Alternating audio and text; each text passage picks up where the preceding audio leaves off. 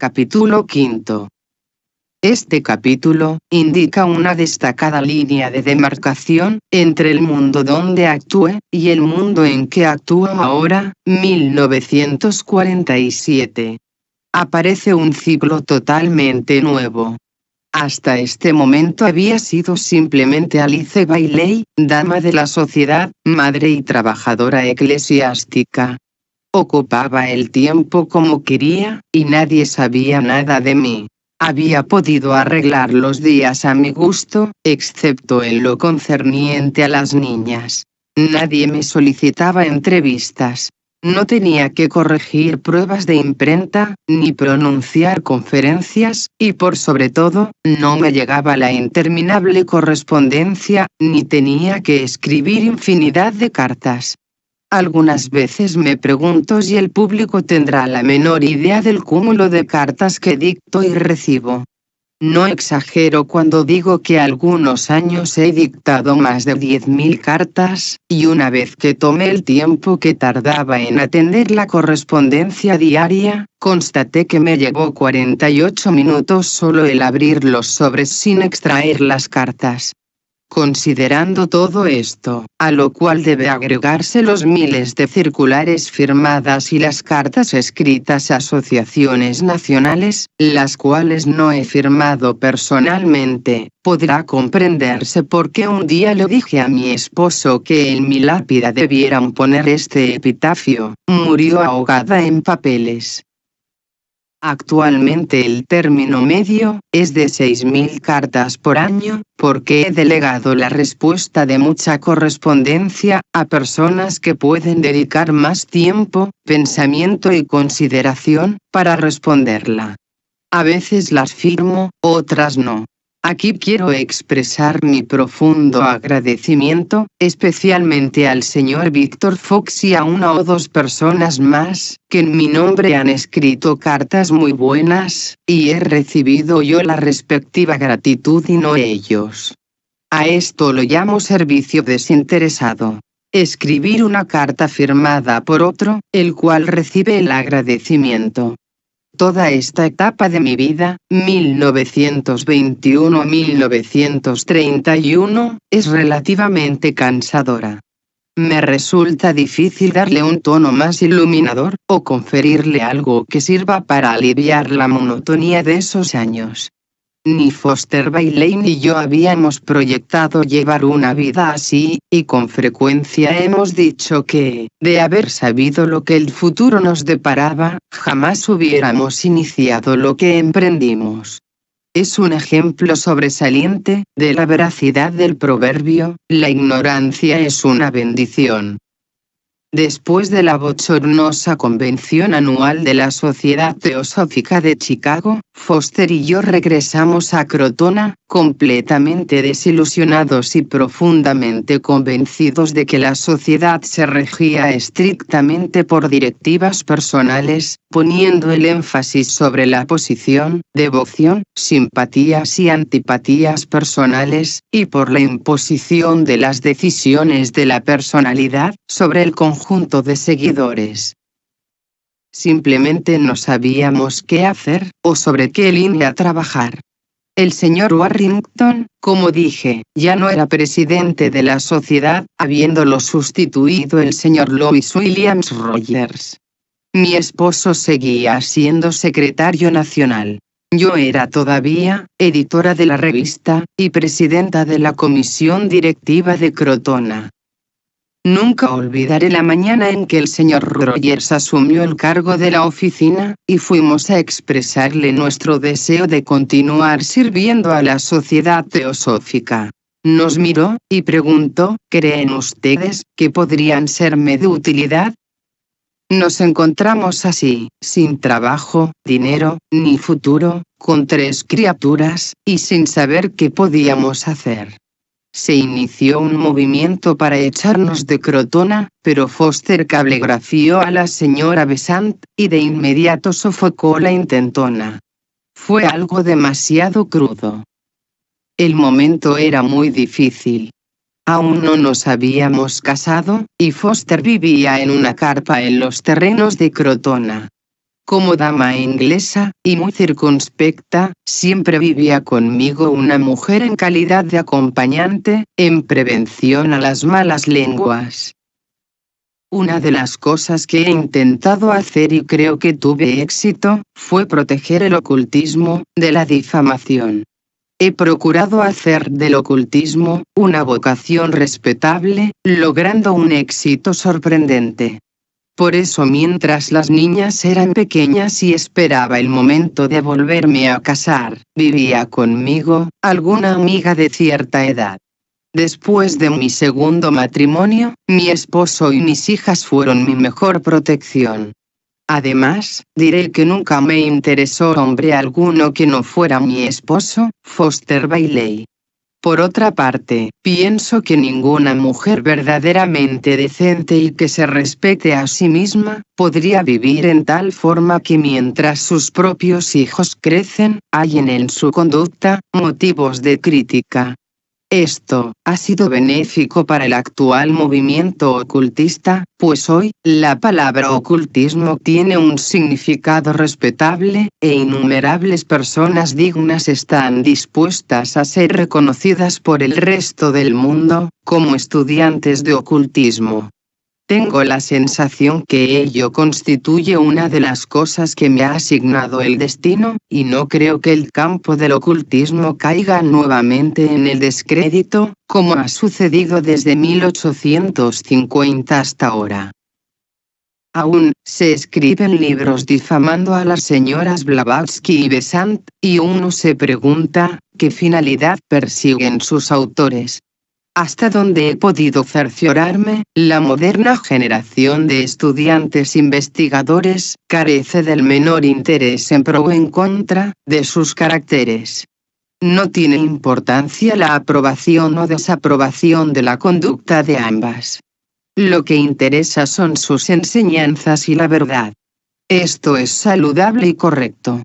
Me gustaría que esos escritores modernos que se pasan meses en revolver inmundicias, tratando de probar que alguien fue ruin, se dieran cuenta de la estupidez de sus actividades.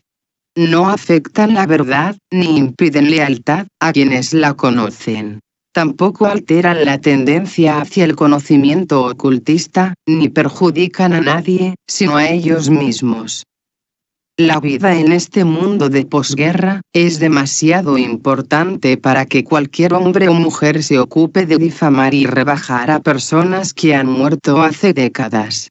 Hay mucho trabajo que realizar en el mundo, y una verdad que debe ser reconocida y proclamada, pero no hay lugar para quienes difaman y calumnian por dinero a ciertas personalidades, a fin de satisfacer a los enemigos de una enseñanza. Esta es una de las razones por las que escribo esta autobiografía. Aquí están los hechos. Durante esos primeros días, nadie hubiera creído que llegaría el momento en que la enseñanza dada y el trabajo, al que Foster y yo nos dedicábamos, asumiría grandes proporciones, pues sus diversas ramas son hoy reconocidas internacionalmente, y ha ayudado a muchos miles de personas. Estábamos solos, con unos pocos seguidores desconocidos, para hacer frente a uno de los más poderosos grupos del mundo, de los denominados esotéricos.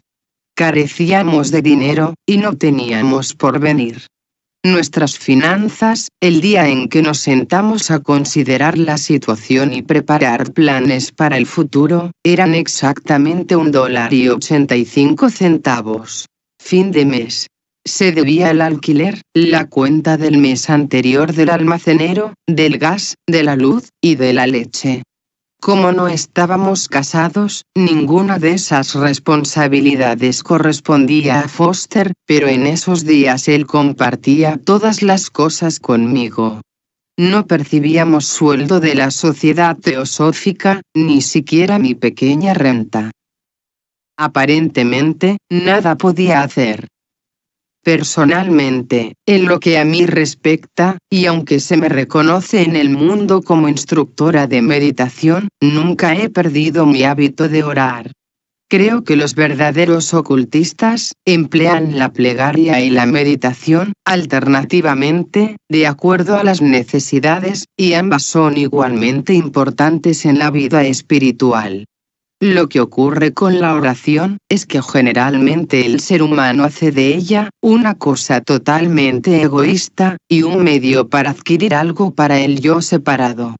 La verdadera oración no pide nada para el yo personal, sino que es utilizada por quienes tratan de ayudar a otros.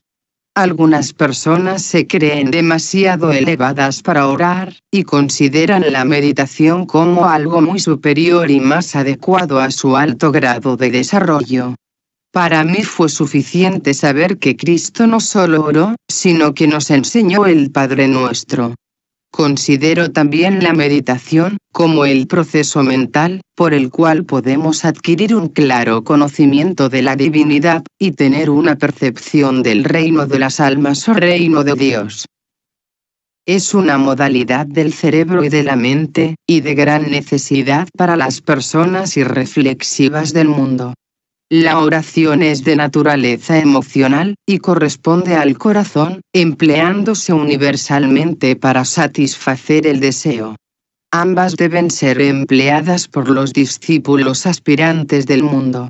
Más adelante me ocuparé de la invocación, síntesis de ambas.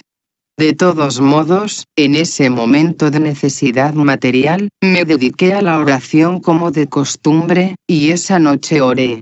A la mañana siguiente, al ir a la galería, encontré el dinero necesario, y al cabo de 1 o 2 días, Foster Bailey recibió una carta del señor Ernest Suffern, ofreciéndole un empleo en Nueva York, relacionado con la sociedad teosófica de esa ciudad, con un sueldo de $300 mensuales. Además, nos ofreció la compra de una casa en un barrio situado al otro lado del río Hudson. Foster aceptó la oferta, y partió para Nueva York, y me quedé al cuidado de mis hijas, hasta ver lo que acontecía. En esa época, vivía conmigo Augusta Craig, comúnmente llamada Craigie, por quienes la conocían y apreciaban. Esporádicamente, vivió largos años con nosotros, y mis hijas y yo la queríamos mucho. Era una persona excepcional, rebosante de ingenio y mentalidad. Nunca encaraba un problema desde un solo ángulo o del punto de vista general. Quizás se debió a que había contraído matrimonio 4 veces y tenía una vasta experiencia de los hombres y sus asuntos.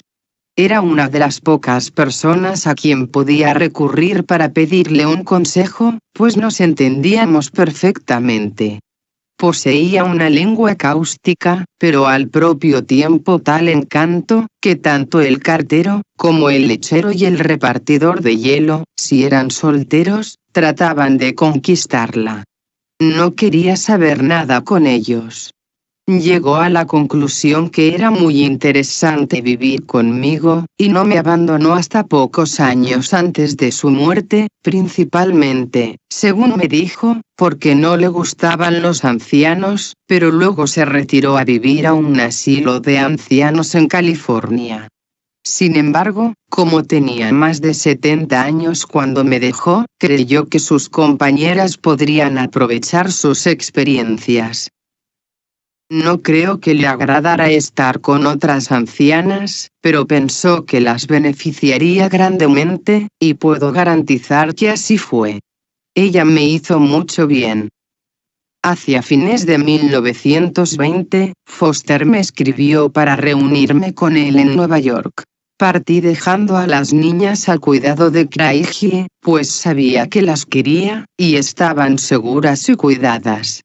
Viajé hasta Nueva York, donde Foster me esperaba, llevándome a un departamento, en Yonkers, cerca de su vivienda.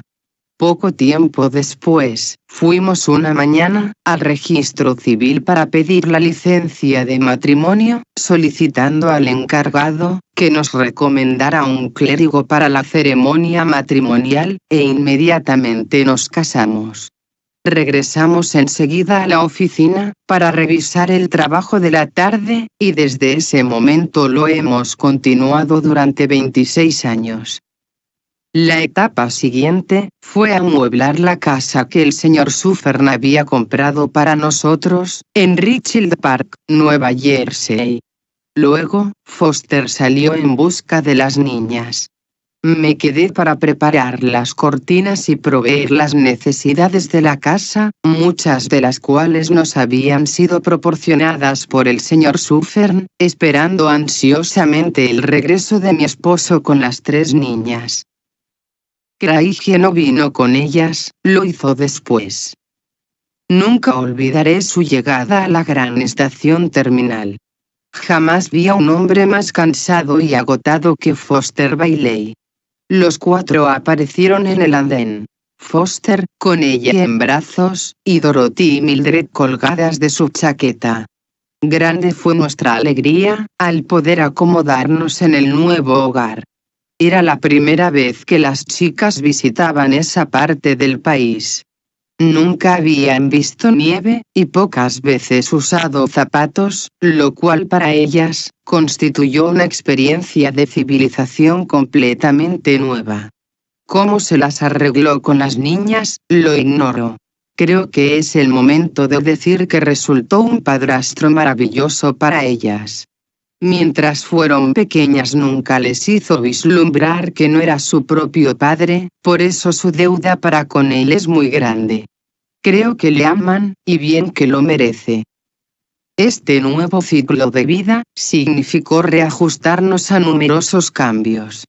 Por primera vez, además de la intensa presión que significaba la realización del trabajo para los maestros y otras personas, tuve también que combinar los cuidados de la familia, el mantenimiento de la casa, la educación de las niñas, y lo más difícil para mí, la creciente publicidad.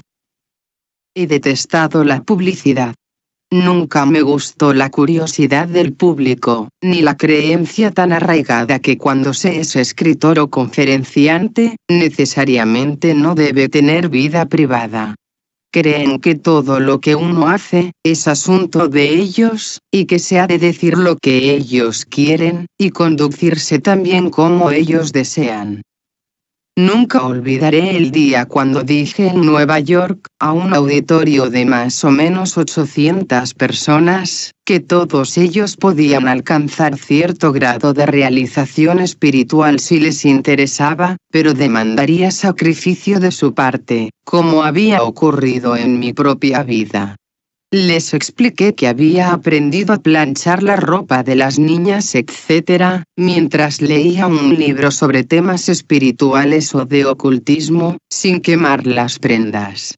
Que podían controlar su pensamiento y aprender a concentrarse mentalmente y a orientarse espiritualmente, pelando papas o limpiando guisantes, porque lo mismo había hecho yo, que no creía en la necesidad de sacrificar a la familia y su bienestar, por nuestras urgencias espirituales. Al finalizar la conferencia, una mujer se puso de pie, y públicamente, me amonestó, por haberme referido a asuntos triviales delante de tanta gente. Le repliqué, no creo que la comodidad de la propia familia sea un asunto tan trivial. Tengo siempre presente el trabajo realizado por cierta mujer, maestra y conferencista muy renombrada, cuyos 6 hijos jamás la veían, quedando la responsabilidad de su cuidado en manos de quien quisiera tomarse ese trabajo. Personalmente no siento el menor aprecio por quien llega a una realización espiritual, a expensas de su familia o amigos. Esto sucede muy a menudo, en los distintos grupos ocultistas. Cuando se me acerca la gente para contarme que sus familiares no simpatizan con sus aspiraciones espirituales, les hago las siguientes preguntas: ¿deja sus libros de ocultismo por todas partes, donde molestan a los demás? ¿Exige silencio absoluto en la casa mientras hace su meditación matutina? ¿Deja que la familia se prepare la cena mientras asiste a una reunión? Es aquí donde los estudiantes esotéricos se convierten en tontos, y desacreditan al ocultismo. La vida espiritual no debe vivirse a expensas de los demás, y si la gente debe sufrir las consecuencias de nuestro intento de ganar el cielo, no es correcto. Si hay alguien en el mundo que me enferma, cansa y hastía, es el tipo de ocultista técnico y académico. Otro tipo que me fastidia es el del tonto que cree estar en contacto con los maestros, y habla misteriosamente de las comunicaciones que ha recibido de ellos. Cuando me refiero a tales comunicaciones, acostumbro a decir, creo que esto es lo que el maestro dice, creo que esta es la enseñanza, pero empleen ustedes su propia intuición, pues quizá no sea así. Tal vez alguien me considere escurridiza como una anguila, pero doy plena libertad a la gente.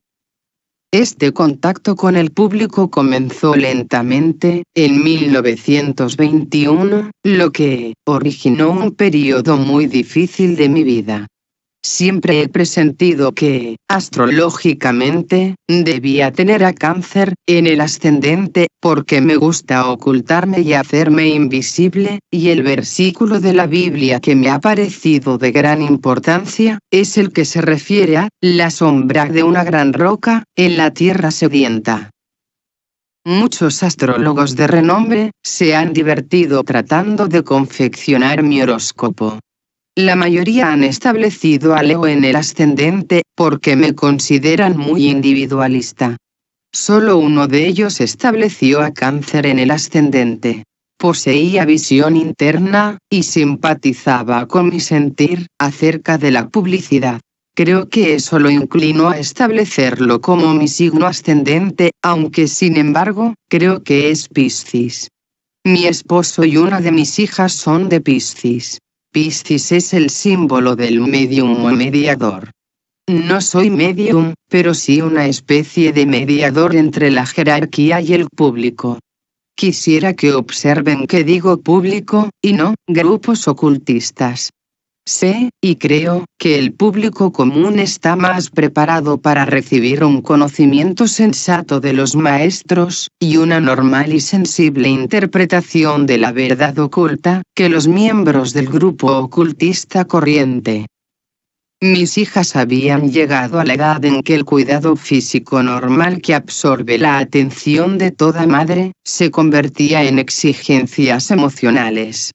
Este ciclo, que dura hasta alcanzar la pubertad, es extremadamente difícil, tanto para los hijos como para las madres. No tengo la plena seguridad como madre, de haber reaccionado bien o actuado prudentemente, y quizás se deba simplemente a mi buena estrella, que hoy mis hijas me quieran. Tuvieron una educación más normal que la mía, puesto que estuve en manos de extraños, gobernantas, y maestros, y quizá por eso me fue difícil comprenderlas. Tenía una idea muy exaltada sobre lo que debían ser las relaciones entre madre e hijos. En cambio las mías, no tienen la misma idea. Alguien debía cuidarlas, y también al mismo tiempo, oponerse a sus deseos. Aprendí muchísimo en este corto periodo de años, y ese conocimiento me resultó valioso cuando me vi en situación de ayudar a otras madres a solucionar sus problemas. Echando una mirada retrospectiva, honestamente no creo que mis hijas tuvieran muchas causas para estar en desacuerdo conmigo, pues sinceramente traté de comprenderlas y simpatizar con ellas. Pero desde un punto de vista general, me fastidia el comportamiento de los padres en este país y en Gran Bretaña. En los Estados Unidos somos demasiado blandos y condescendientes con nuestros hijos, de manera que tienen muy poco sentido de responsabilidad y autodisciplina. En cambio, en Gran Bretaña, la disciplina, las exigencias paternas, la supervisión y el control, son suficientemente fuertes, como para que se rebele cualquier criatura. En ambos países, el resultado es el mismo, rebeldía. La joven generación británica, me parece, por lo que he podido colegir, que se halla en un estado de total anonadamiento acerca de lo que quiere hacer y debe sustentar la joven generación en este mundo. Mientras que la escandalosa conducta de los soldados del ejército norteamericano, cuando actuaron en Europa y en otras partes, ha dañado seriamente el prestigio de los Estados Unidos en el mundo entero. No culpo a los muchachos norteamericanos, sino a las madres y padres, a los docentes y a los oficiales del ejército, por no haberles proporcionado un sentido de orientación, de responsabilidad y verdaderas normas de vida. En verdad no podemos culpar totalmente a nuestros jóvenes de haberse descarriado durante la guerra y cuando fueron a ultramar. Cuando fui a Europa y a Gran Bretaña en el verano de 1946, obtuve información directa de los nativos de distintos países respecto a su conducta, a las decenas de miles de hijos ilegítimos que dejaron atrás, carentes de todo cuidado y sin ser reconocidos, así como también de las cientos de jóvenes con quienes se casaron para abandonarlas después. Una de las cosas más interesantes que descubrí fue saber la gran estima que les merecía las tropas de negros, debido a su cortesía y delicadeza con las mujeres, pues nunca se aprovechaban de una muchacha, a no ser que ella estuviera dispuesta. Esta crítica a los jóvenes norteamericanos puede extenderse a las tropas británicas más disciplinadas. Repetidas veces en Inglaterra, les he dicho a personas que criticaban a las tropas norteamericanas, está muy bien, y estoy dispuesta a creer todo lo que digan de ellos, pero ¿qué me dicen de las indecentes jóvenes inglesas, francesas y holandesas? Pues se necesitan dos para ese juego. Si bien los muchachos norteamericanos tenían demasiado dinero, y aunque los oficiales les daban libertad de acción cuando estaban en servicio activo, las mujeres de otras nacionalidades son también culpables. Es comprensible que estas muchachas famélicas y desnutridas prefirieran irse con soldados norteamericanos, cuando ello significaba tener pollo y pan para sus familias. No digo esto para disculparlos, pero debo exponerlo, porque es la realidad de los hechos. Todo el problema sexual y las relaciones entre los sexos, quizás sea uno de los problemas mundiales que tendrán que ser resueltos en el siglo venidero. ¿Cómo será resuelto? No me corresponde decirlo. Supongo que mayormente es una cuestión de educación correctiva, y de inculcar a la juventud, en los últimos años de su adolescencia, el concepto de que la muerte es el precio del pecado. Uno de los hombres más limpios que conocí y que nunca se descarrió, según se dice en sentido puritano, me dijo que la única razón de su pureza radicaba en el hecho de que a los 19 años su padre lo había llevado a un museo de medicina, y le mostró algunos resultados de la mala conducta. No creo en el empleo del temor para corregir la conducta y las debilidades, pero probablemente, la evidencia objetiva de la pecaminosidad material tiene su valor. Tampoco tengo la intención de ocuparme de este tema con mayores detalles, pero tiene que ver con el problema que enfrenté cuando nos instalamos en la casa de Richfield Park. Debía enviar a mis hijas a las escuelas públicas de Nueva Jersey. Estaba habituada a la idea de la educación mixta, pero para un grupo de escolares menores de 10 años exclusivamente. Por mi parte, yo no era producto del sistema educativo mixto, ni me agradaba mucho para niñas que iban llegando a la adolescencia, pero no tenía otra alternativa, y tuve que afrontar la situación. Contando con un hogar apropiado y con la influencia paternal adecuada, hoy no conozco mejor sistema que el de la educación mixta. El asombro de mis hijas casi fue cómico, Cuando llegaron por primera vez a Inglaterra, y se dieron cuenta cómo las chicas inglesas consideraban a los jóvenes, comprobaron que las inglesitas sobreestimaban a los muchachos, que estaban impregnadas de misterio referente al sexo, y no sabían cómo tratar a los varones. En cambio, la joven norteamericana, educada en la misma clase a la par de los varones, comiendo, yendo, viniendo y jugando juntos, tenía una actitud más sensata y sana.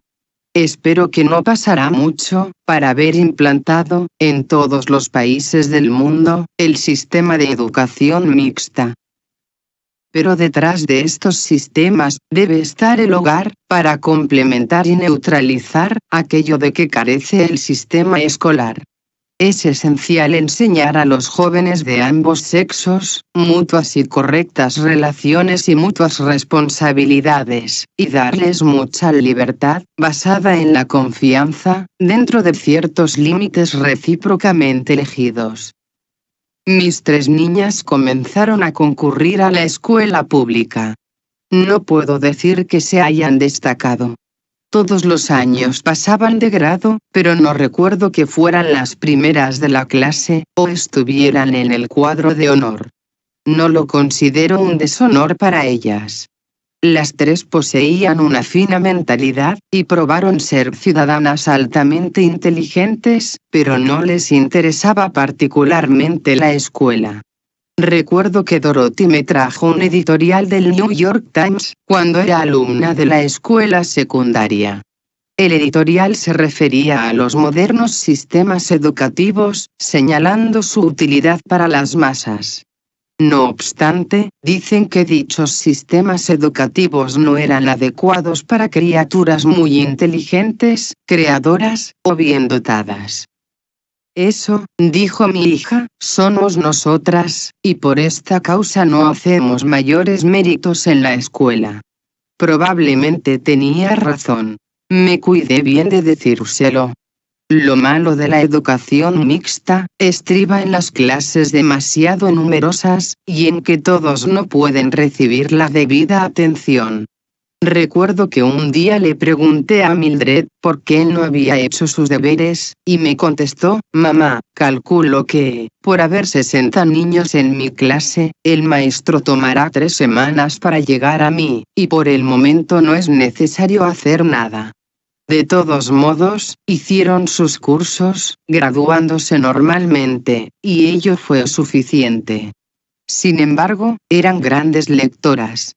Constantemente se encontraban con personas inteligentes, y escuchaban conversaciones de interés.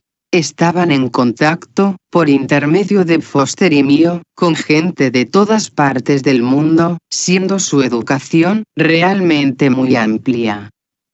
Durante todo este tiempo, Foster actuaba como secretario, en la Asociación Teosófica de Nueva York, una organización independiente, no oficial. Yo cocinaba, cosía, hacía todo el trabajo de la casa, y escribía libros.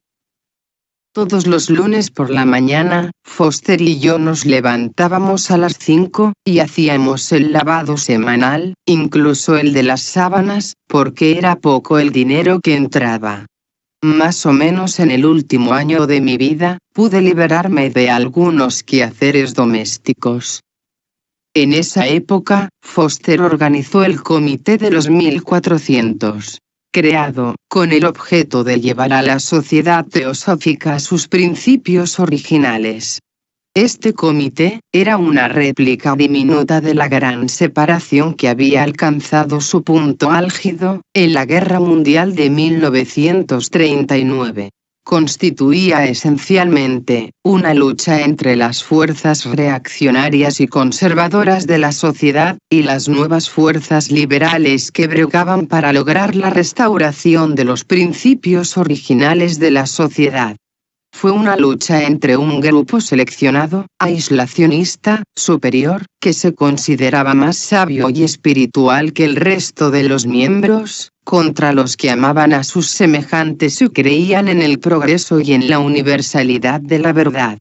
Era una reyerta entre una facción excluyente y un grupo incluyente. No fue un enfrentamiento de doctrinas, sino de principios, y Foster dedicó mucho tiempo a organizar la lucha. Vaman Pastonji Wadía volvió de la India, y al principio teníamos la esperanza de que daría mayor fuerza a nuestro empeño. Sin embargo, descubrimos que su intención era asumir, con la ayuda de Foster y del Comité de los 1400, la presidencia de la sociedad en este país. Pero Foster no había organizado las cosas para poner en el poder a un hombre que representara al comité. Este se había organizado para presentar a los miembros de la sociedad teosófica los problemas actuales involucrados y los principios en juego. Cuando Wadía descubrió esto, amenazó con apoyar e interesarse por la United Lodge of Theosophists, Logia Unida de Teósofos, una organización rival y muy sectaria, que representaba la actitud fundamentalista de la sociedad teosófica, conjuntamente con uno o dos grupos teosóficos que representaban el punto de vista de los teólogos ortodoxos, quienes sostenían que la última palabra la había dicho Elena Petrovna Blavatsky, que nada más debía agregarse, y si no se aceptaba la interpretación que ese grupo daba a lo que Elena Petrovna Blavatsky expresó y significó, no se podía ser buen teósofo. Esto explica por qué estos grupos fundamentalistas son tan reducidos. El Comité de los 1400 continuó su labor. Al efectuar la siguiente elección, eligieron a los miembros, o más bien, la sección esotérica ordenó la elección, y en consecuencia, la labor del comité llegó a su término. Wadía apoyó, como dijo que lo haría, a la United Lodge of Theosophists, Logia Unida de Teósofos, y regresó oportunamente a la India, donde fundó una de las mejores revistas sobre ocultismo que existen actualmente. Se llama The Aryan Path, el camino ario, y es muy buena. El término Aryan, ario, no tiene nada que ver con la aplicación que Hitler le dio. Se refiere al sistema ario de valoración espiritual, y al modo como la gente de la quinta raza raíz se acerca a la realidad. Mientras tanto, comencé a dictar un curso sobre la doctrina secreta. Había alquilado una habitación en la avenida Madison, donde además de dictar clases, podía citar a las personas para una entrevista. Este curso comenzó en 1921, y era muy concurrido. Asistían regularmente personas de diversas ramas teosóficas y grupos de ocultismo.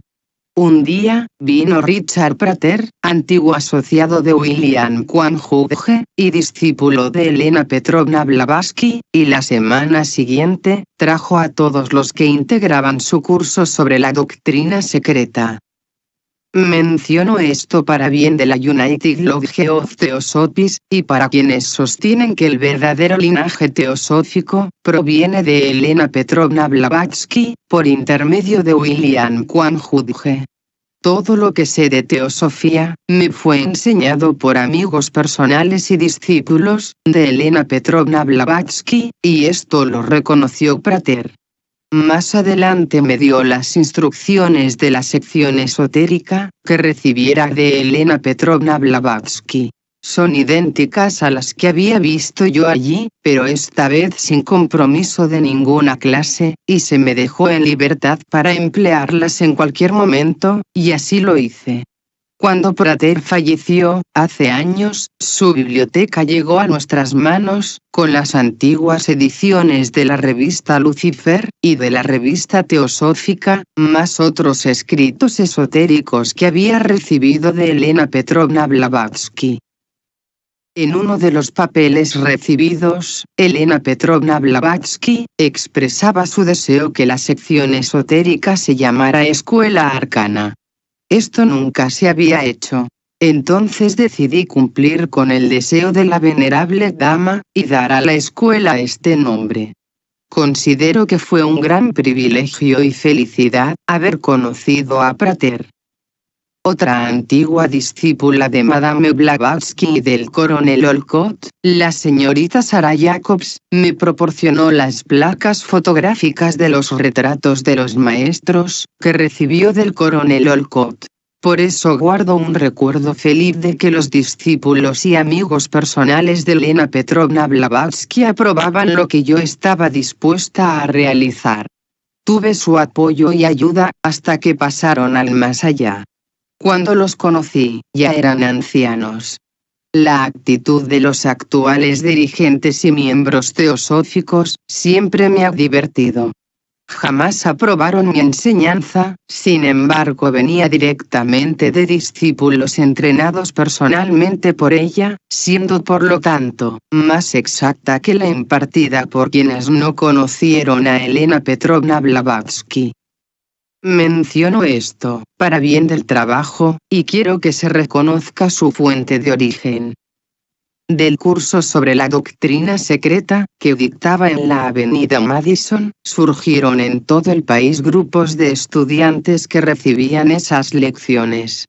Las clases se ampliaron y prosperaron, hasta que despertaron definitivamente el antagonismo teosófico, y el Dr. Jacob Bongren me advirtió que mis clases eran atacadas.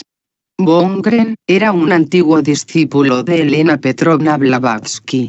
Sus escritos fueron publicados en los primeros números de la revista, y me enorgullece el hecho de haber recibido su apoyo en esos días. En 1921, formamos un pequeño grupo de meditación, con 5 hombres, mi esposo y yo, reuniéndonos generalmente los martes por la tarde, después del trabajo, para conversar acerca de las cosas de interés, considerar el plan de los maestros de sabiduría, y meditar sobre la parte que nos correspondía desempeñar en él.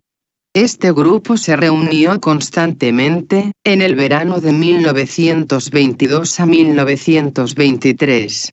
Entretanto, yo continuaba escribiendo para el tibetano, y ya se habían editado los libros, Iniciación Humana y Solar, Cartas sobre Meditación Ocultista, y La Conciencia del Átomo. La gente se inclina a creer que, si alguien escribe un libro sobre un tema técnico, como la meditación, debe saber todo lo que a ello se refiere. Empecé a recibir cartas de todas partes del mundo, de gente que me pedía enseñarles a meditar, o ponerlos en contacto con los maestros de sabiduría. Esta última petición siempre me ha causado gracia. No soy de esas instructoras ocultistas que pretenden saber con exactitud lo que el maestro quiere que se realice, o que tiene el poder de presentar a los maestros ante curiosos y tontos. Así no se establece contacto con los maestros. No son objeto de atracción para curiosos, crédulos e ignorantes. Solo, el servidor altruista de la raza, y el que interpreta inteligentemente la verdad, puede hacer contacto con ellos. He difundido la enseñanza, tal como la he recibido del tibetano, pero la responsabilidad es suya. Como maestro de sabiduría, sabe lo que yo no sé, y tiene acceso a los archivos y verdades que están sellados para mí. Creer que sé todo lo que se dice en sus libros, es falso.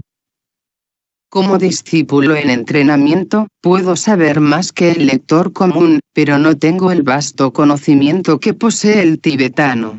Siento regocijo, con frecuencia, cuando algún teósofo antagonista me describe, podría dar nombres, pero no lo haré, como esa señora peculiar, que tiene su oído pegado al ojo de la cerradura de Shambhaya.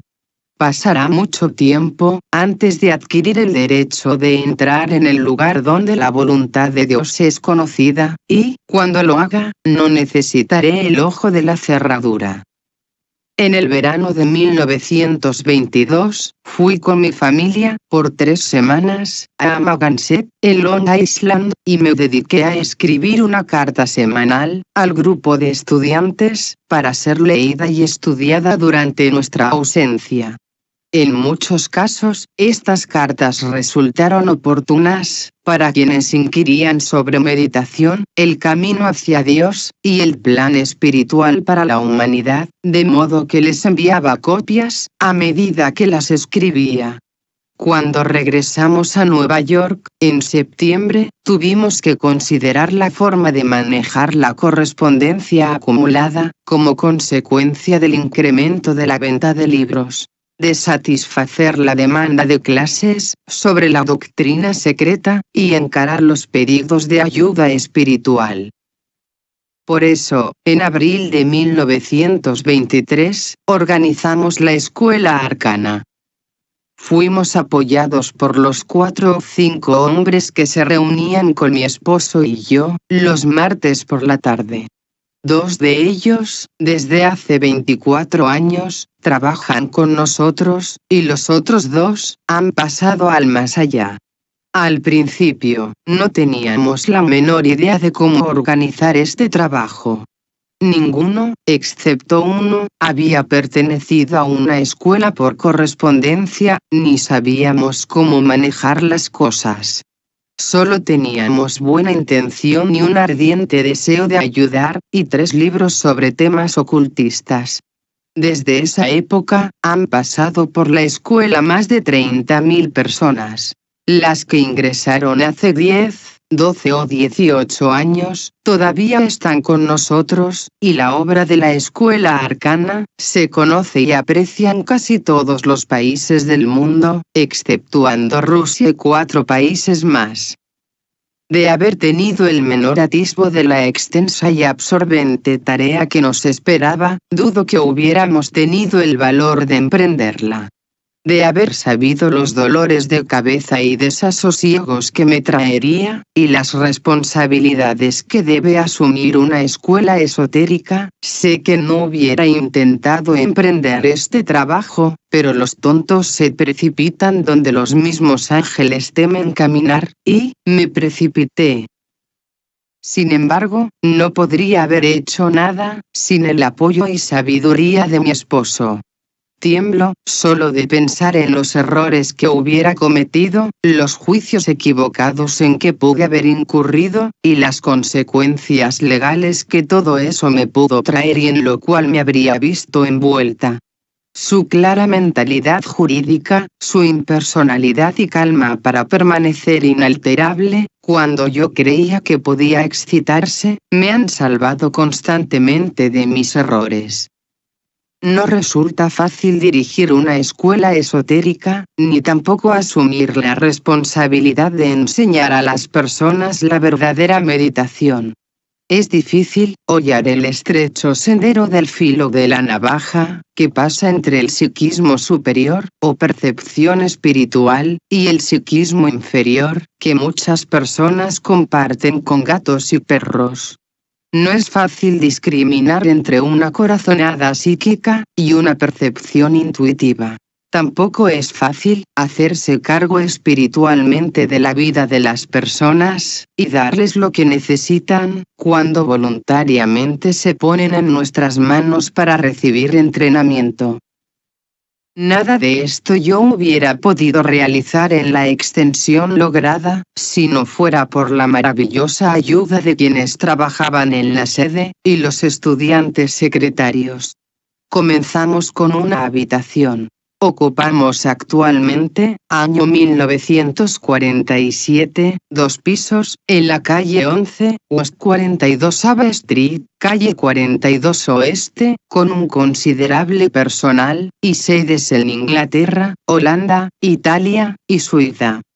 Además del personal de la sede, tenemos un grupo de 140 secretarios, estudiantes avanzados, que ayudan en la instrucción de los demás estudiantes. Debido al desinterés y voluntaria ayuda prestada constantemente durante estos años por los secretarios, diseminados por todo el mundo, hemos podido continuar la tarea. Cuando se inició el trabajo, había determinado que todas las actividades del grupo debían regirse por ciertos principios básicos. Ansío dejar bien aclarado esto, porque lo creo fundamental, y debería regir en todas las escuelas esotéricas. Después que yo haya desaparecido, quiero estar segura que estos principios determinarán las normas a seguir. La instrucción básica impartida en la escuela arcana es la misma que se ha dado a los discípulos a través de las edades. Por lo tanto, si la escuela arcana tiene éxito, no tendrá un gran número de miembros en este siglo. Los que están preparados para ser instruidos en las leyes espirituales que rigen a los discípulos, son raros de encontrar, aunque debemos esperar que el número sea creciente. La escuela arcana no es una entidad para discípulos probacionistas. Está destinada a ser una escuela de entrenamiento, para quienes pueden actuar, directa y conscientemente, bajo la dirección de los maestros de sabiduría. Existen hoy en el mundo, muchas escuelas para probacionistas, que realizan un trabajo noble, grande, y necesario. Durante mucho tiempo, me sentí muy desconcertada respecto a la razón por la cual la sociedad teosófica y, en especial, los miembros de la sección esotérica, eran tan amargamente antagónicos respecto al trabajo que yo intentaba llevar a cabo. Sabía que no se debía a nuestras actividades anteriores dentro de esa sociedad, sino que se basaba en otra cosa, y eso me desconcertaba. Siempre me había parecido, y me sigue pareciendo, que hay en el mundo, lugar para varios cientos de escuelas esotéricas verdaderas, y que todas podrían colaborar, complementándose unas a otras. Cavilé sobre esto durante mucho tiempo, hasta que, a principios de 1930, encontrándome en París, pregunté al señor Marcault, presidente de la Sociedad Teosófica de Francia, a qué se debía este antagonismo. Me miró con cierto asombro, y contestó que, lógicamente, no le parecía bien, que en vez de hacer ingresar gente a la sección esotérica, me la llevara a mi grupo. Lo miré igualmente asombrada, y repliqué que en la escuela arcana contábamos con 4 tipos distintos de teósofos, otros tantos, de rosacruces, y que ninguno de ellos había querido entrar en la sociedad teosófica, de la cual él y yo éramos miembros. Le recordé que en la sección esotérica, nadie era admitido, sin antes haber sido miembro de la sociedad durante 2 años, y le pedí que explicara por qué las personas preparadas para recibir entrenamiento esotérico, debían esperar 2 años en un grupo exclusivamente exotérico. No supo qué responder, y su desconcierto aumentó cuando señalé, ahora reconozco que fue una mala táctica de mi parte, que era lamentable que la escuela arcana y la sección esotérica no pudieran trabajar juntas. Puntualicé que la sección esotérica era en el mundo, la mejor escuela para probacionistas, porque activaba los fuegos de la aspiración, y nutría la devoción de sus miembros, pero en cambio, nuestra escuela daba entrenamiento para llegar a ser discípulos aceptados, es decir, para quienes estaban en las últimas etapas del sendero de probación, y hacíamos hincapié en la impersonalidad y en el desarrollo mental. Agregué que nuestra tarea era deliberadamente selectiva, quedándose solo aquellos que en realidad estudiaban fervorosamente, y manifestaban signos de verdadera cultura mental.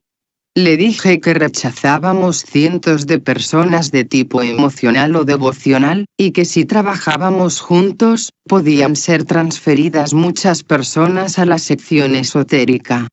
No le complació ni le impresionó bien, y por cierto, no pude culparlo. No quise que mi manifestación invalidara ninguna de las dos, pues para mí, ambos grupos eran igualmente necesarios. Cumplían un propósito espiritual, y ya se tratara de un probacionista o un discípulo, seguían siendo seres humanos espiritualmente orientados, que requerían entrenamiento y disciplina. El sentido de posición y categoría ha sido la maldición de la sociedad teosófica y de muchos grupos ocultistas. Como he dicho a menudo a los secretarios, la antigüedad en la escuela arcana no es un signo de desarrollo espiritual, y en su grupo pueden tener un principiante mucho más avanzado que ellos, en el sendero del discipulado. Otra cosa me deja perpleja, y es cuando la gente cree que una persona emotiva, de fuertes sentimientos, sensible y perceptiva, tiene menos importancia que una de tipo mental. Nadie puede existir sin corazón o sin cabeza, y el verdadero estudiante ocultista es una combinación de ambas cosas. Los dirigentes de la sociedad teosófica no permiten a los miembros de la escuela arcana ingresar en la sección esotérica, sin haber renunciado antes a nuestra escuela. Esto es un gran error, y parte de la gran herejía de la separatividad. Nosotros no exigimos tal separación. Decimos a los estudiantes que si la escuela logra profundizar su vida espiritual, ampliar su horizonte y acrecentar su percepción mental, les corresponde aplicarlo en la iglesia, la sociedad, organización o grupo, hogar o comunidad que el destino les ha deparado. Por eso, tenemos estudiantes activos que son miembros de diversas logias teosóficas, y cada una se considera única y verdadera. También hay estudiantes que pertenecen a 4 grupos distintos de Rosacruces, y miembros de las iglesias católica y protestante, de la Christian Science, y de la Unity, y de todas las organizaciones conocidas, con una base espiritual o religiosa. Aceptamos otros, que no tienen creencia alguna, pero están dispuestos a aceptar una hipótesis, y probar su validez. Por eso la escuela arcana es apolítica y no sectaria, y profundamente internacional en sus ideas. Su nota clave es el servicio. Sus miembros pueden pertenecer a cualquier secta y partido político, y trabajar en ellos siempre que recuerden que todos los caminos conducen a Dios, y que el bienestar de la humanidad debe regir todos sus pensamientos. Ante todo, en esta escuela se le enseña al estudiante que las almas de los hombres son una. Quisiera agregar, además, que la creencia en la jerarquía espiritual de nuestro planeta, aquí, se enseña científicamente, no como doctrina, sino como un reino existente y demostrable en la naturaleza. Hemos tenido demasiada enseñanza clerical, acerca del reino de Dios y el reino de las almas. Estos términos equivalen a la frase empleada anteriormente, la jerarquía espiritual del planeta. En esta escuela, se desarrolla la verdadera obediencia ocultista, que no implica obediencia a mí, a otro dirigente de la escuela, ni a algún otro ser humano. No se exige ni se pide a los estudiantes juramento alguno de adhesión u obligación personal hacia ningún individuo. Sin embargo, se les enseña a obedecer rápidamente los dictados de su propia alma. A medida que la voz del alma se intensifica y se hace familiar, con el tiempo se transformarán en miembros del reino de Dios, y serán llevados ante el Cristo. En 1923, establecimos así, una escuela sin carácter doctrinario ni sectario, basada en la sabiduría eterna, llegada hasta nosotros, desde la misma noche de los tiempos. Iniciamos una escuela, que tiene un propósito definido, y un objetivo específico, una escuela incluyente y no excluyente, que orienta a sus discípulos hacia una vida de servicio, lo cual constituye el camino de acercamiento a la jerarquía, en vez de la egoísta autocultura espiritual. Estuvimos de acuerdo en que el trabajo debía ser arduo, pesado y difícil, para poder eliminar a los ignorantes. Una de las cosas más fáciles de fundar en el mundo, es una escuela ocultista donde el individuo se interesa en sí mismo, siendo muy común, pero nada de eso queríamos. Poco a poco, aprendimos a organizar el trabajo, a instruir al personal, a sistematizar los ficheros, y a adoptar esos sistemas comerciales, que aseguran la rápida atención de nuestros estudiantes. Hemos mantenido financieramente a la escuela, sobre una base de aportes voluntarios, sin cobrar por el estudio. De esta manera, no tenemos ninguna obligación pecuniaria con los estudiantes, y nos reservamos el derecho de rechazarlo o eliminarlo en cualquier momento, si no aprovecha la enseñanza. No tenemos ningún subsidio ni acaudalado donante para la obra. Se sostiene, con los pequeños aportes de los muchos, lo cual es más sólido y seguro. Creo que es todo lo que tengo que decir acerca del comienzo de la escuela arcana y su funcionamiento. Constituye el corazón de todo lo que hacemos. Tenemos hoy varias secciones: británica, holandesa, italiana, suiza y sudamericana. Además, el trabajo ha sido organizado en Turquía y África Occidental, y hay miembros en muchos otros países. Las lecciones de la escuela arcana se publican en muchos idiomas. Los estudiantes son atendidos por secretarios que hablan el mismo idioma. Las actividades de servicio abarcan un campo amplio, pero no me ocuparé aquí de ellas.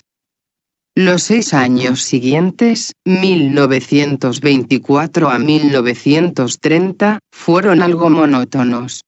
Los recuerdo claramente, como un ciclo en que día tras día, semana tras semana, mes tras mes, hacía siempre lo mismo, mientras llevaba adelante la escuela arcana. Continuamente, escribía artículos y lecciones para la escuela. Concedía entrevistas, y en 1928, cada 20 minutos, recibía a alguien. Nunca me dejé llevar por el engreimiento, creyéndome una gran persona. Esto se debía a que no cobraba nada.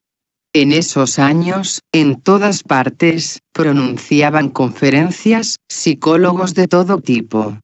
Psicoanalistas de cualquier especie, concedían entrevistas, y cobraban elevados honorarios.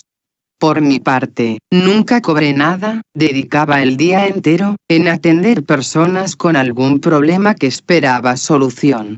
En Nueva York había entonces una mujer que cobraba $500 por una consulta de media hora, teniendo un sinnúmero de personas que esperaban ser atendidas. Puedo asegurar que nunca dio tan buenos consejos como los que yo daba gratuitamente. En esa época, descubrí definidamente uno de los misterios de la naturaleza humana. Comprobé que la gente está dispuesta a revelar a un extraño los asuntos más íntimos de su vida diaria, sus relaciones sexuales con sus esposos o esposas. Creo que mi reacción en contra de esto tenía su base en mi educación inglesa, porque en América se habla a los desconocidos con más libertad que lo que acostumbra hacer la otra parte de la raza anglosajona. Con toda sinceridad, digo que nunca me agradó. Que exista cierta reticencia es útil y correcto, y siempre me he dado cuenta que cuando una persona ha sido demasiado franca y se ha abierto en una conversación íntima, generalmente termina detestándolo a uno, un tipo de odio inmerecido e injustificado contra la persona en quien se ha confiado. Nunca me han interesado las relaciones sexuales de la gente, pero comprendo que son un factor muy importante para la armonía individual. La cuestión del sexo está hoy muy difundida. Soy una inglesa conservadora que siente horror por el divorcio, y le desagradan las polémicas acerca del sexo, pero sin embargo, sabe muy bien que la moderna generación no está totalmente equivocada. Sé que la actitud victoriana era malsana y perniciosa. El secreto y misterio con que rodeaban el problema del sexo resultaba peligroso para los jóvenes inocentes respecto a una vida creadora natural. Los rumores, los secretos, las informaciones a puertas cerradas, originan interrogantes entre los jóvenes, dando por resultado un pensar aberrante. Por eso, resulta difícil perdonar a los padres victorianos. Actualmente, sufrimos la consiguiente reacción. Es muy posible que la juventud sepa demasiado, pero personalmente, creo que esta condición es mucho más segura que la que yo conocí. ¿Cuál es la solución al problema sexual de las razas? No lo sé. Pero sé que en algunos países regidos por la ley inglesa, y presumiblemente por la ley holandesa y otras más, el mahometano puede tener varias esposas. Los americanos, los ingleses o los de cualquier nación, siempre han tenido innumerables relaciones sexuales. De esta promiscuidad, y de la búsqueda de una respuesta, se hallará eventualmente la verdadera solución. Los franceses no lo han resuelto, pues en la nación francesa se ha demostrado que la mente es el matador de lo real. Los franceses son tan realistas, que olvidan a menudo lo bello, espiritual, y subjetivo, y esto indica una gran falla en su cerebro. El Senado se reúne, sin reconocer a la deidad. Las logias masónicas son proscritas por las grandes logias de otros países, pues no reconocen al gran arquitecto del universo. Y sus relaciones sexuales se basan en un concepto puramente utilitario, que tendría una sólida base siempre que no existiera en el mundo nada más que la vida material. Hoy, 1947, el mundo sufre de demencia sexual. Gran Bretaña, Estados Unidos y otros países están colmados de casos de divorcio. La juventud se casa en el entendimiento de que si la unión no resulta feliz, puede ser disuelta, ¿y quién puede decir que no es razonable? Los hijos ilegítimos, como resultado de la psicosis de la guerra, en todos los países son la regla, y no la excepción.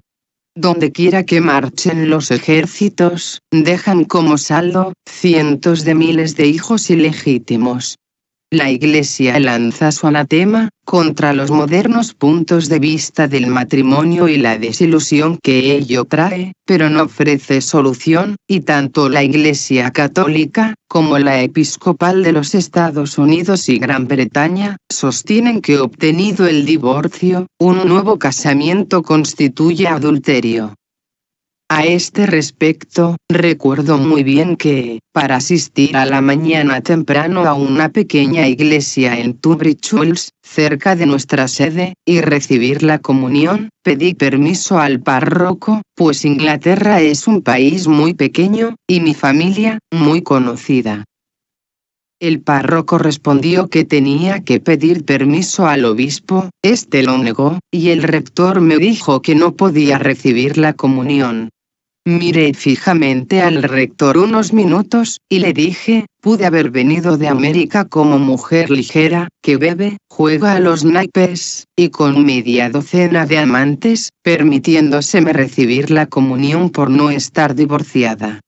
20 años atrás se me otorgó el divorcio con total aprobación del obispo y del clero de la diócesis, porque conocían los hechos, pero ahora no puedo recibir la comunión yo, que he tratado de servir a Cristo desde que tuve 15 años. Hay algo que fundamentalmente no está bien en la Iglesia anglicana, y algo igualmente erróneo aquí, en la Iglesia episcopal, pues una vez me dijo un obispo, nunca me diga que una persona es divorciada, porque si lo ignoro, no causo daño, pero si lo sé, me veo obligado a negarle la comunión. Los comentarios huelgan. Creo que estamos en camino de lograrle solución al problema sexual. ¿Cuál será esa solución? No lo sé, pero confío en la pureza innata de la humanidad, y en el progresivo desenvolvimiento del propósito de Dios. Puede que la solución salga de una educación correcta, lograda en nuestras escuelas, unida a una correcta actitud de todos los padres del mundo, para con sus hijos e hijas adolescentes. La actitud actual se basa en el temor, la ignorancia y la reticencia. Llegará el momento en que educadores y padres conversarán abierta y directamente con los jóvenes, sobre los hechos de la vida, y la regulación de las relaciones sexuales, y presiento que ese momento se aproxima a pasos agigantados. La juventud es muy sana, pero su ignorancia frecuentemente constituye la causa de las dificultades. Si conocieran los hechos brutales al desnudo, sabrían qué hacer.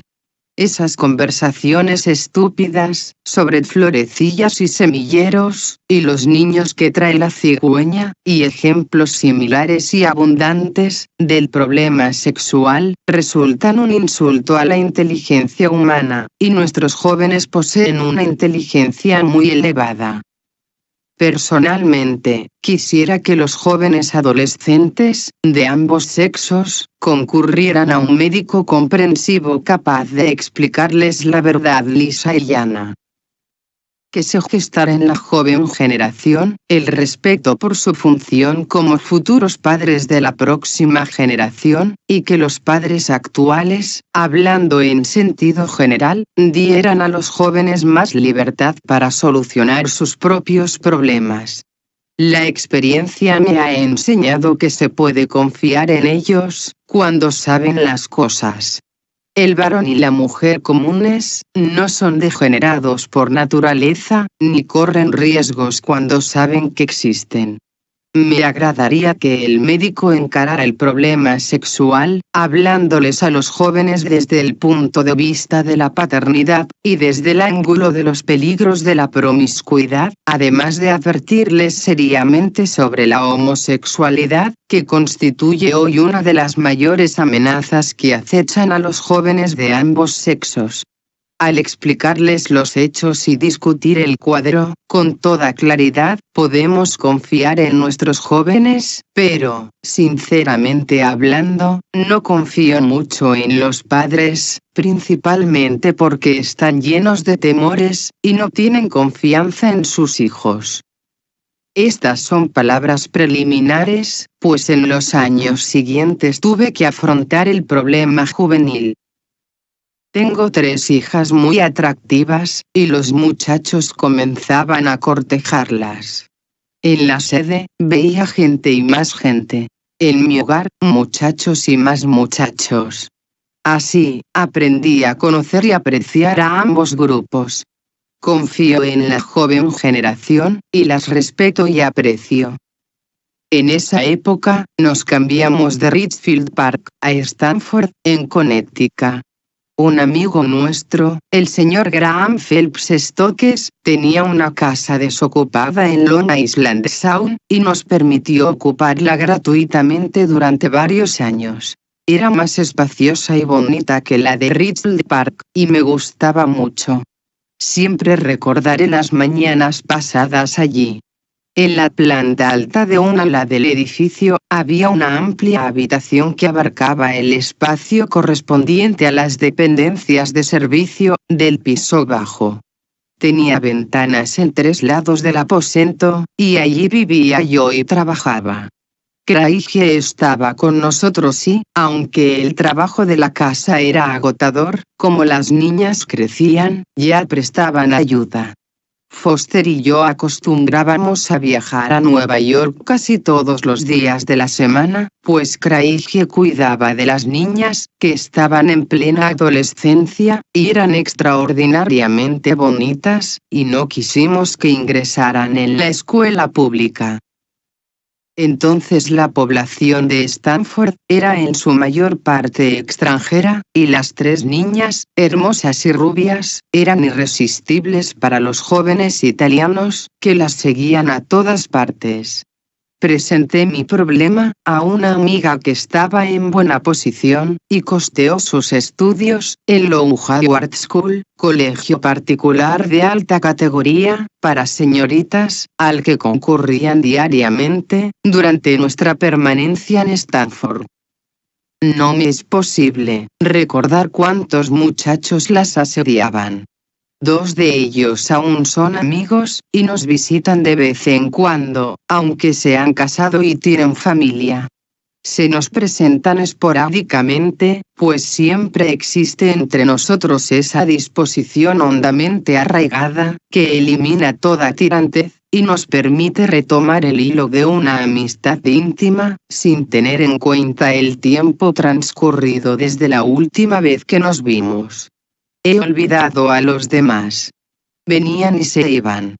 Un recuerdo que persiste en mí, es el de tantas noches pasadas en esa habitación de 3 grandes ventanales, esperando que se encendieran las luces de un automóvil, lo cual indicaba que una de las chicas despedía a su novio. Esa actitud mía molestaba mucho a mis hijas, pero he pensado siempre que era una buena medida psicológica. Como madre, siempre supe dónde estaban, con quiénes estaban, y cuándo llegaban, mis hijas.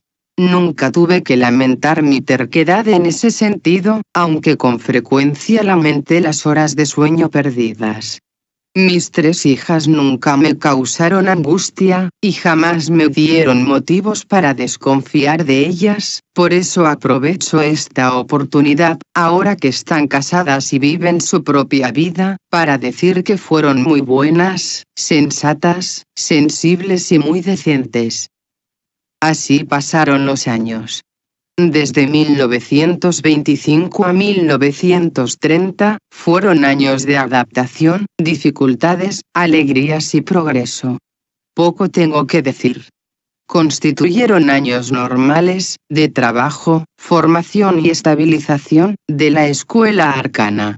Se publicaron los libros del tibetano, y, a nuestro alrededor, se reunían grupos de hombres y mujeres que no solo eran amigos adictos, que habían trabajado entonces con nosotros, sino que aún se dedican lealmente a servir a la humanidad.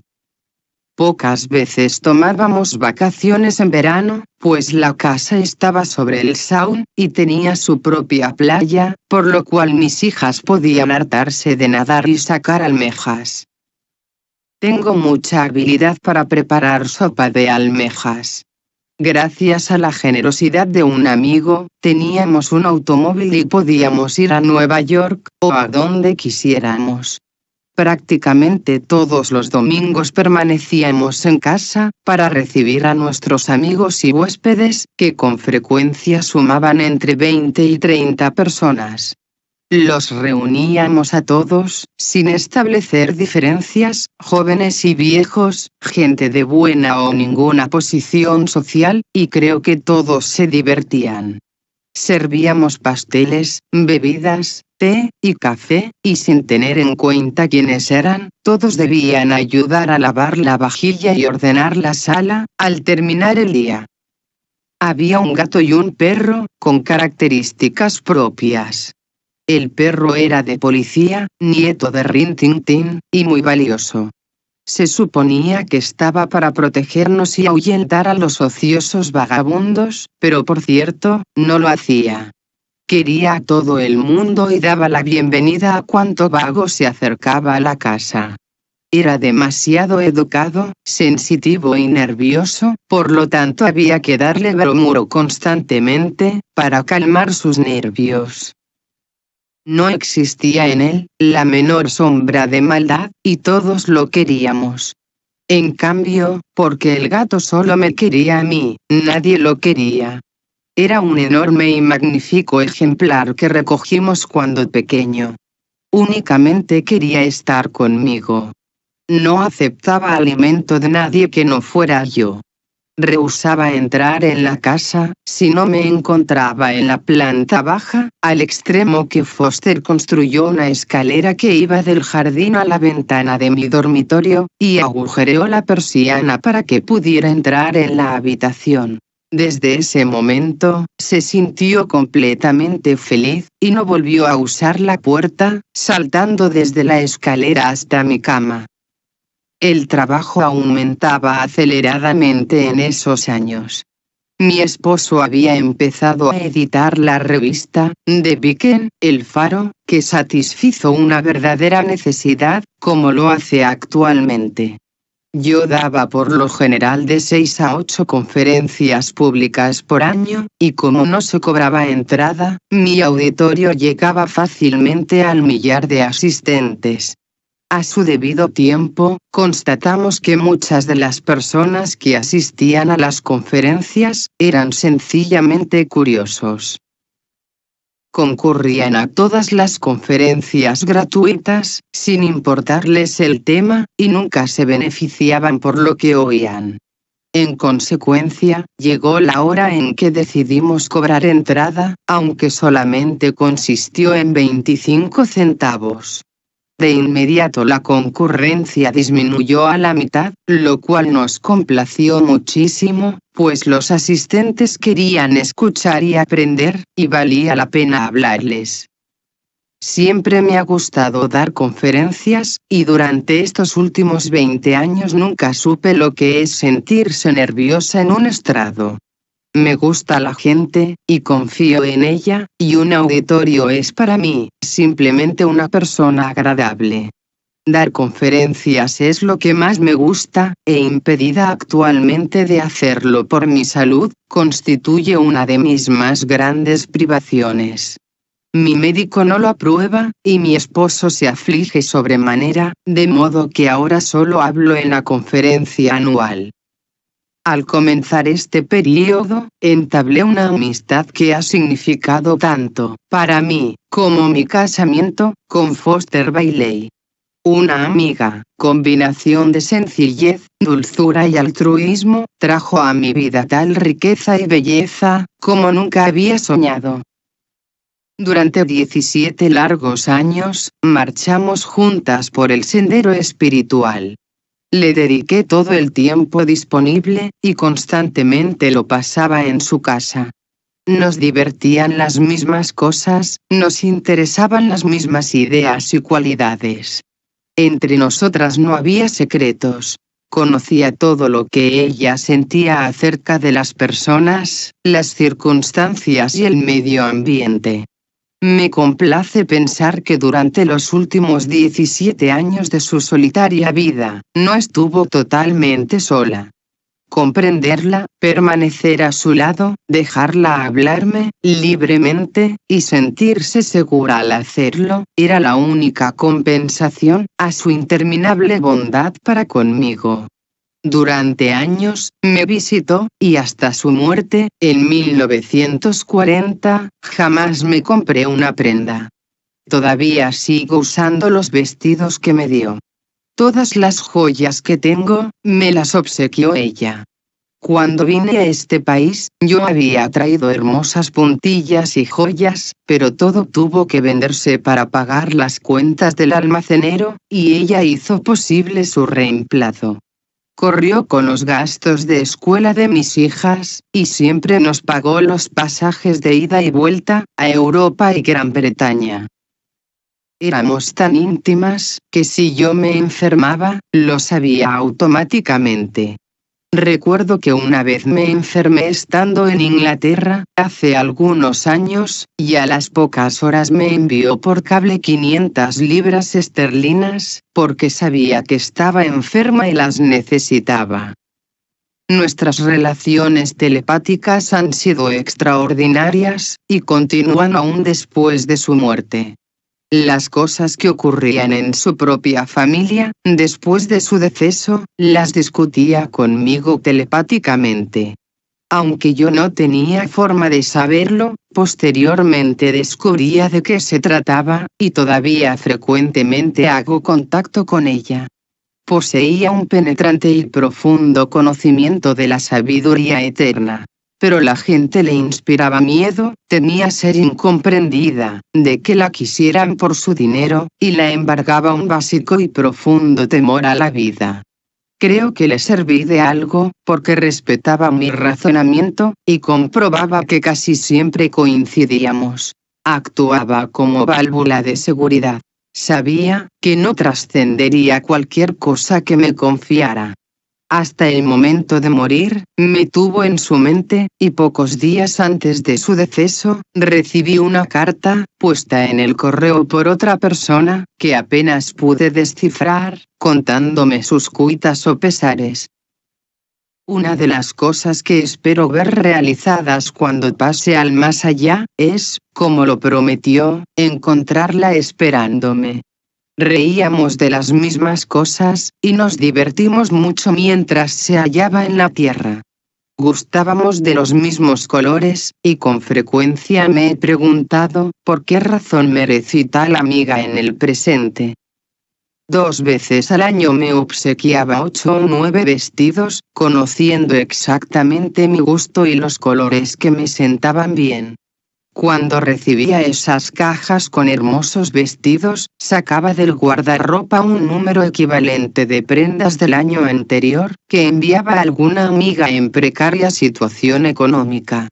No acostumbro a acumular cosas, porque sé lo que es necesitar un tipo de vestido o tapado, y no poder adquirirlo. La pobreza, para quienes deben guardar ciertas apariencias por haber pertenecido a la aristocracia, es una experiencia mucho más amarga que la pobreza para las otras clases, pues no les agrada recibir limosnas ni pueden salir a mendigar, pero se les puede inducir a aceptar lo que necesitan, si se les escribe, diciéndoles, he recibido un obsequio de vestidos nuevos, siéndome imposible usar todos los que tengo. Me sentiría avara, quedándome con ellos, de modo que le envío un par de vestidos, y espero que me haga el favor de aceptarlos. La felicidad proporcionada a esas personas, se debía por lo tanto a mi amiga, y no a mí. Encuentro difícil referirme como quisiera a las personas que gravitaron mucho en mi vida. Lo siento particularmente, en el caso de esta amiga, y sobre todo, en lo que se refiere a mi esposo, Foster Bailey. Conversé con él a este respecto, y convinimos en que no es posible poner en una autobiografía todo lo que hubiera deseado.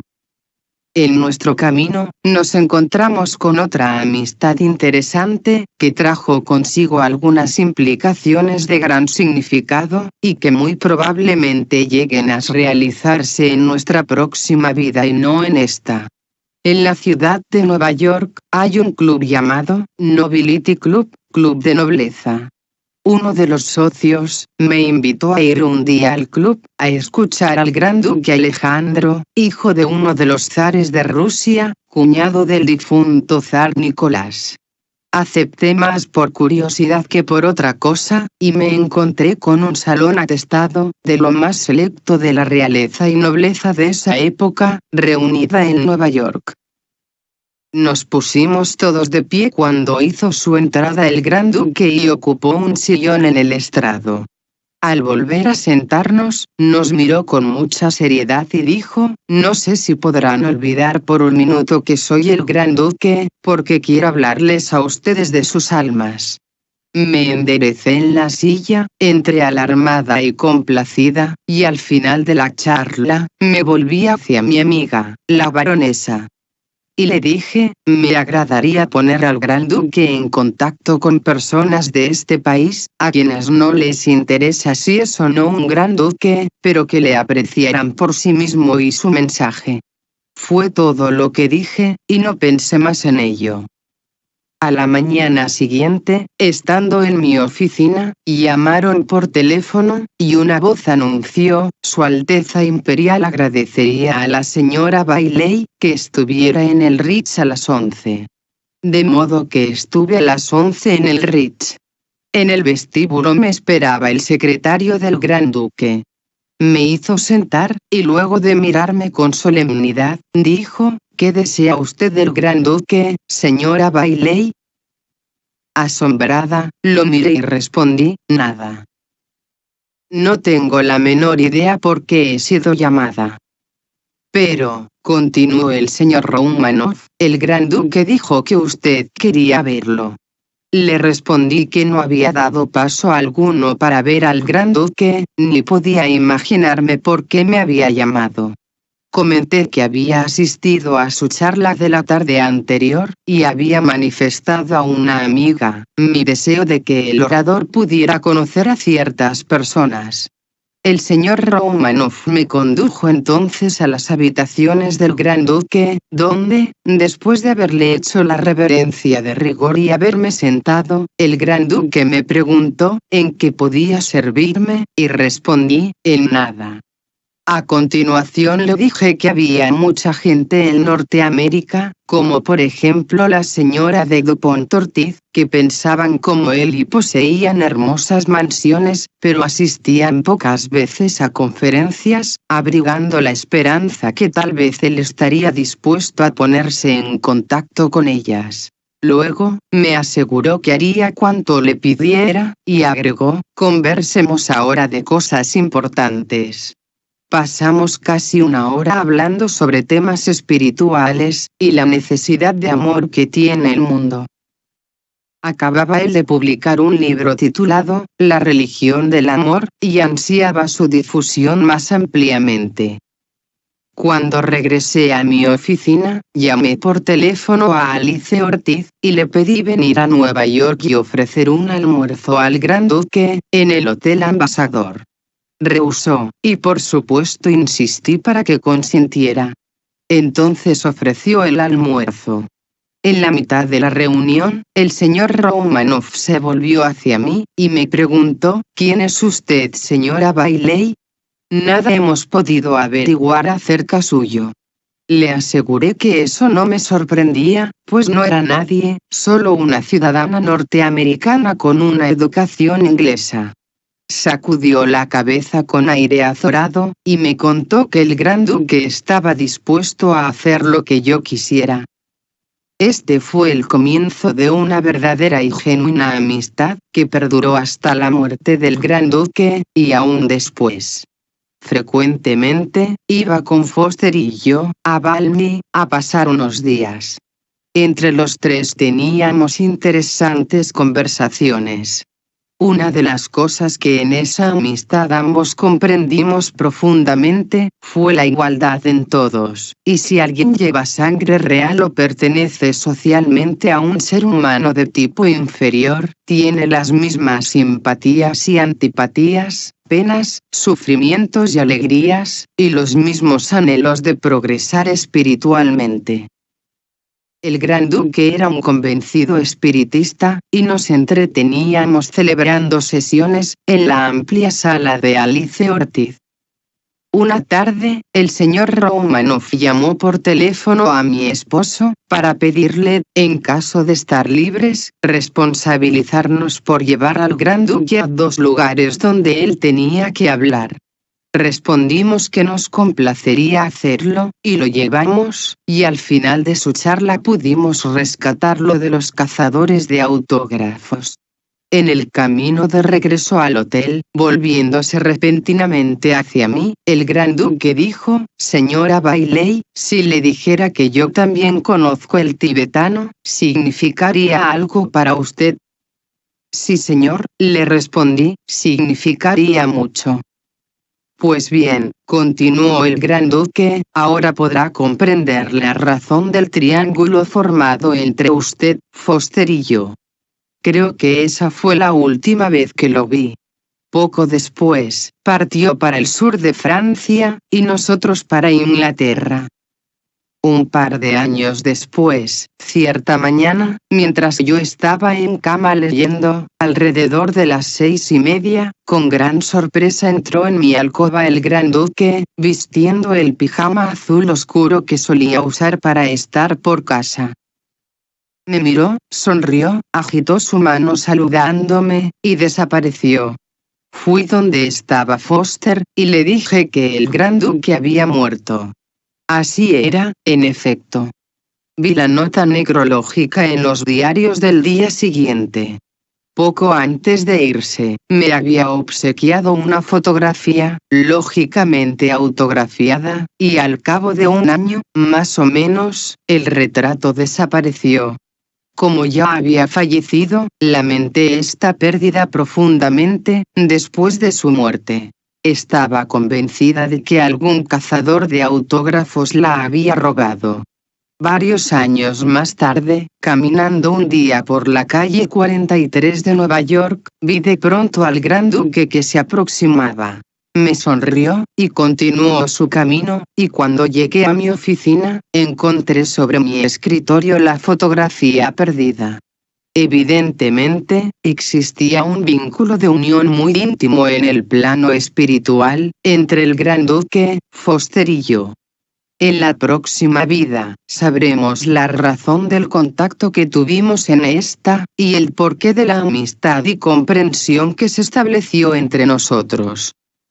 Una vida no debe verse como un hecho aislado, sino como un episodio, en una serie de vidas.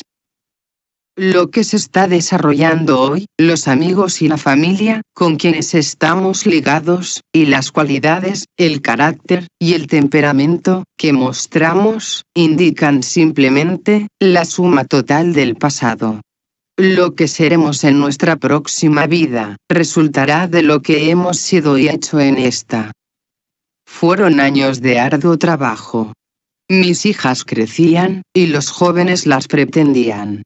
La escuela arcana se ampliaba constantemente, y yo internamente iba adquiriendo sentido de seguridad, y el reconocimiento de que había hallado el trabajo del cual me había hablado Kuthumi, en 1895. La doctrina de la reencarnación y la ley de causa y efecto, habían resuelto los problemas de mi mente inquisitiva. Conocía la jerarquía.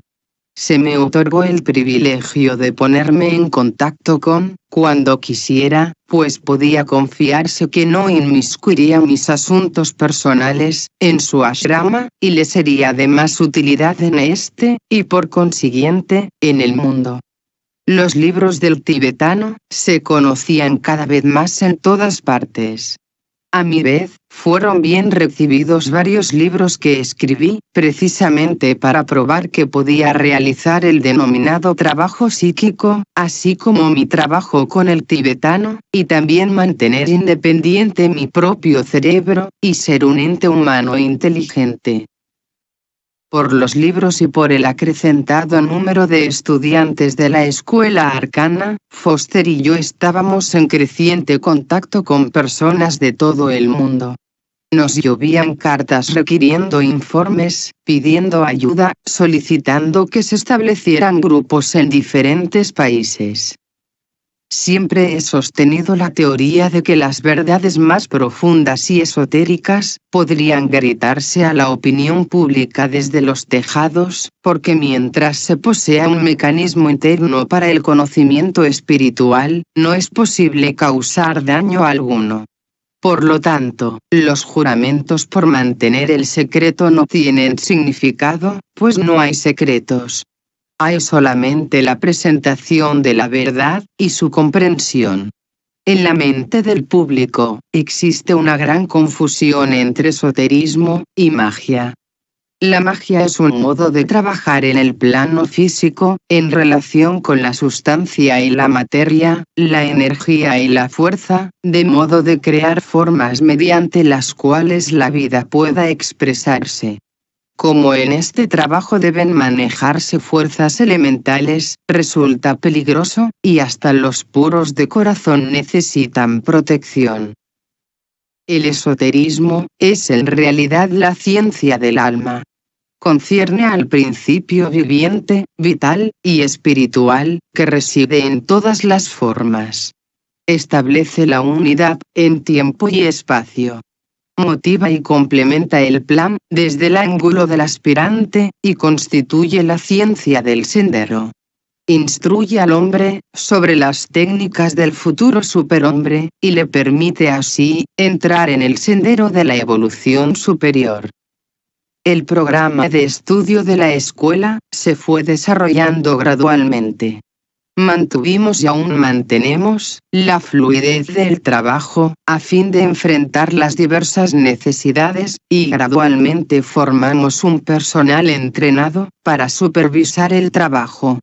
Hace 15 años, 1928, nos cambiamos a la actual sede, y los pisos 31 y 32 constituyen la sede de la Escuela Arcana, de la Lucis Trust, Luz Confianza, del Trabajo de Buena Voluntad, y de la Lucis Publishing Company, Grupo Editorial Luz. Comenzamos con un pequeño grupo de estudiantes. Ahora tenemos grandes proyectos espirituales relacionados con el servicio para la humanidad, todos sin fines de lucro, que abarcan al mundo entero, y realizables todos por los estudiantes de la Escuela Arcana.